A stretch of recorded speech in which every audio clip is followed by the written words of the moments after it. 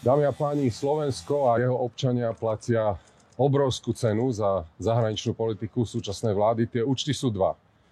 Prvým účtom je politická cena za hazard s našou krajinou, k tej sa vrátim, ale nechcem dať do popredia reálny finančný účet, ktorý platia občania Slovenskej republiky konkrétne za personálne čistky na ministerstve zahraničných vecí. Ten účet je nasledovný.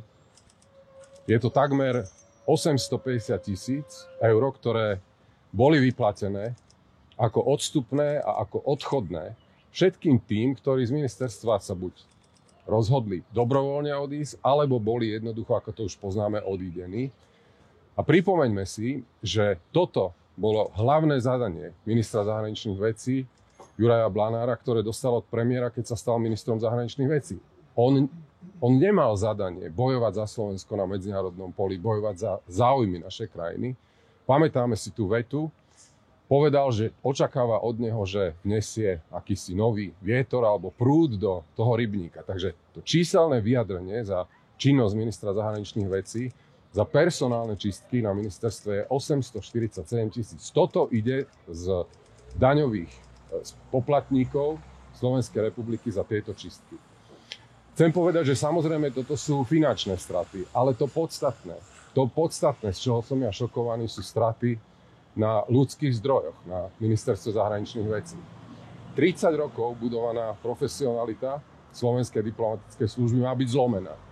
Ľudia majú stratiť záujem o pôsobenie Slovenskej zahraničnej službe, majú byť znechutení a jednoducho zo Slovenskej zahraničnej služby sa má stať naozaj len politický nástroj súčasnej vlády, ktorá totálne otočila zahranično-politický kurz Slovenskej republiky. Kto je za to zodpovedný? Už jednoznačne minister zahraničných vecí. Ja ho kritizujem samozrejme vecne, to viete veľmi dobre.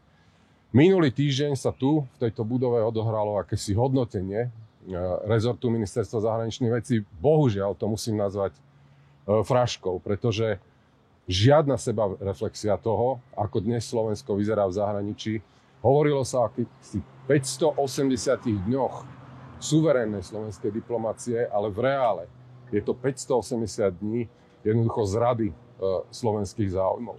Pravdou je aj to, že minister zahraničných vecí, o čo menej ho vidíme na medzinárodnom poli, o čo menej ministra počujeme formulovať zásadné postoje Slovenskej republiky k dôležitým medzinárodným otázkam. O to dôslednejší je minister zahraničných vecí v tom, ako toto ministerstvo zlomiť, ako zlomiť zahraničnú službu. Chcem preto opakovane a aj z tohto miesta opäť jednak poďakovať všetkým diplomatom a diplomatkám, ktorí na ministerstve zostali. Samozrejme vyjadriť rešpekt tým, ktorí si povedali, že nechcú pôsobiť v týchto podmienkach na ministerstve zahraničných vecí. Im patrí rešpekt aj vďaka. Tí, ktorí tam zostávajú, opäť apelujem na nich. Základnou úlohou dnes je písať pravdu. Písať pravdu politickému vedeniu tohto štátu, aké je medzinárodné postavenie Slovenskej republiky, lebo toto, milé kolegyne a kolegovia, zostane po vás. Chcem povedať ešte dve vety k tomu politickému účtu, lebo toto je účet finančný za personálne čistky. Ten politický je samozrejme v podobe toho, ako Slovenská republika dnes vyzerá v očiach našich partnerov. My sme doslova a do písmena prehajdákali to najdôležitejšie, čo máte v zahraničnej politike, a to je samozrejme dôvera našich partnerov. Pravdou je to, že v Moskve nám veria viac ako v Prahe, Varšave alebo v Bruseli. Toto je obrovská zrada záujmov Slovenskej republiky.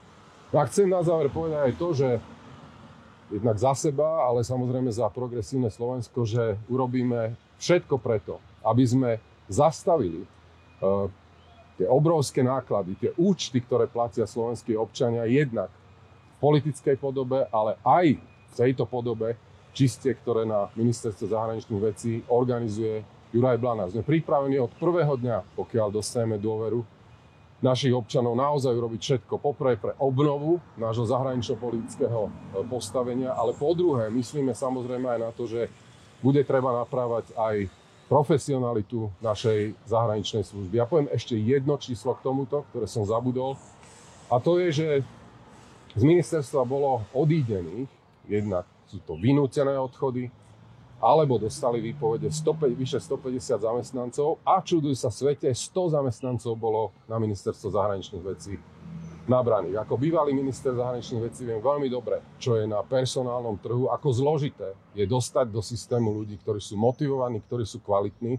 Tu sa za rok podarilo 150 ľudí vytlačiť z ministerstva, medzi nimi mnoho kvalitných ľudí, do ktorých boli tisíce investované.